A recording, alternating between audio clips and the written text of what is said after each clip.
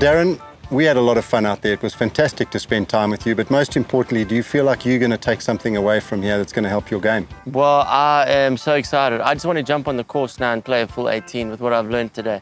I just got to remember it now. So I need to draw diagrams. I need to go back into that spot there with your dad and you and just remember exactly, because I don't want it to be a case of jumping back on the golf course and going back to the old habits. No. Well, I think that's the most important thing, and they're simple enough in the fundamentals that you can apply. And it's important that you maybe make notes that on a yardage book or something that you keep in your bag or in your golf cart that you can always reflect back on, because the frustrating thing for me as a coach would be to see how many good shots you hit because of bad alignment that are actually costing you, whereas if just with decent alignment you can have birdie putts. So you know, that's the key. And what I liked about the instruction and the lesson today was that it wasn't, you didn't change 3, 4, 5, 6 things. You literally just changed one thing. Changing too many things just for the sake of looking good is very dangerous. But so I hope that makes a difference. But you know, obviously it's a great opportunity to catch up with you, and I'd like to know a little bit about where it all started, and tell us just briefly the journey that has got you to where you are now. Sure. Well, yeah, it has been a hell of a journey. It's 20 years now. 20 years. Incredible. And a lot of people only know me from when I arrived in Joburg. They don't know the previous history, which was 16 years old, bunking matric, and going and hanging out at the radio station in Durban, Capital 604. Okay. And I eventually got my first show when I was actually doing matric. Amazing. And still I hold the record as the youngest DJ on commercial radio in South Africa. Phenomenal. And then from there, a couple of years there, and then the radio station was shut down. And then I tried my luck in Australia. Okay. I managed to get my own nighttime show, 7 to 10 in the evening, in this little one-horse town, in a town called Innisfail. Okay. There was like literally nothing. It was a crossroad, and I was staying in a caravan down the road. And I actually used to lock up the station at night at 10 o'clock. I'd finish the show, lock it up, walk home, and do the same thing. And then that lasted about a year. And then, when I got to Australia, I knew it wasn't for me. It was my first time actually ever on an aeroplane when I left for Australia. Really? At 19. That must have been pretty scary for you. No, it was. I mean, and also going to a foreign country. Yeah.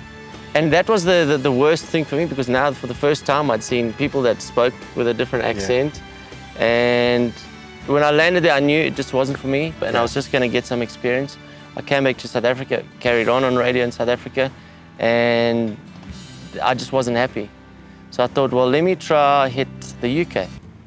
And then I went and I worked on a London radio station for 3 years, and that was phenomenal. But again, I knew I was always going to come back here. Okay. And then I went straight back to Durban, went to East Coast Radio, knocked around there for a few years. And then I got the call, my big break, which was Highveld. And 7 years on, they ended up giving me the show, and never looked back, eh? It's a fantastic story, but it's like a lot of our top sportsmen, our top celebrities, they've got to start somewhere, and you gamble a lot, and you've got to get out there into the big world and go and try your luck, and it sort of shapes you, doesn't it? And Absolutely. You get to where you need to be. I mean, when I look back, there were some very dark times, times when I was going, you know what, I should have listened to my dad, who wanted me to be an accountant, and I should have studied, and this is just, this dream that I'm trying to live is just a waste of time. And the only saving grace was that I hadn't studied anything, so I actually had nothing to fall back on. So I had to actually make this career work.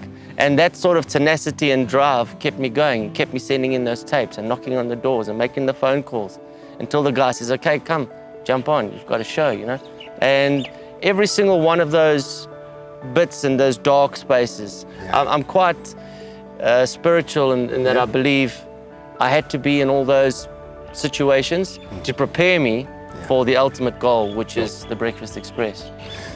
But watching you along the way, you've got a knack from obviously the comedy side of things, but understanding how it all unfolds and that, and also from a stand-up perspective, that is the ultimate nerve-wracking experience for me, to walk out in front of a crowd and get that laugh. And I think it could relate back to maybe standing on the tee trying to play golf in front of a big crowd in a certain way. But I mean, because you're trying to generate a result and all that type of thing. How do you go through and prepare for that? Sure. I mean, stand-up comedy now, you know, you never kind of, I guess you do get to a point where you feel comfortable, but that also works against you, because when you go out there and you are too confident, that's when you're not, you know, that adrenaline kick is what keeps you sharper as well. And my philosophy on comedy, and I say to any budding young comedian, I'd say the only time when you are actually a comedian is when you are comfortable in the silences.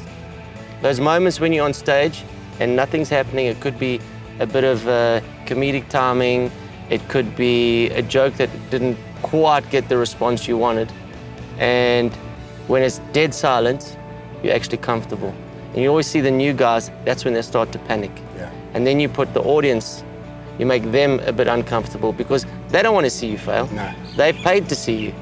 Another thing that I think is very important as well is with what you do, it's not just automatic. There's a lot of work, a lot of preparation that you have to put into your, your daily show. Oh yeah, I mean, people think I rock up at 5 to 6 and I leave at 9:05. That's not the case.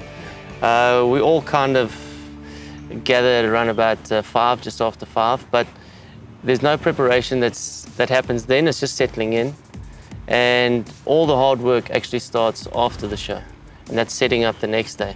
I mean, I can go till 6, 7 at night, right through, you know. That's the side that people don't see. Sure.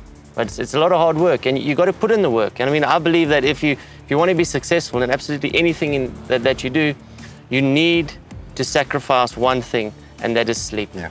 Well, I tell you what, you bring an enormous amount of joy into people's lives, and it's a great way to start the day, listening to you and the team in the morning. And 94.7, you know, it's almost a blessing to have you guys around. And, wow, thank you. And you know, hopefully we've had a little bit of an impact on your golfing life, and I know we're going to follow this up and do a couple more shows this year, and I'm really looking forward to that. But Darren, thanks so much for your time today. It's really been terrific. Thank you very much, Don. I appreciate it.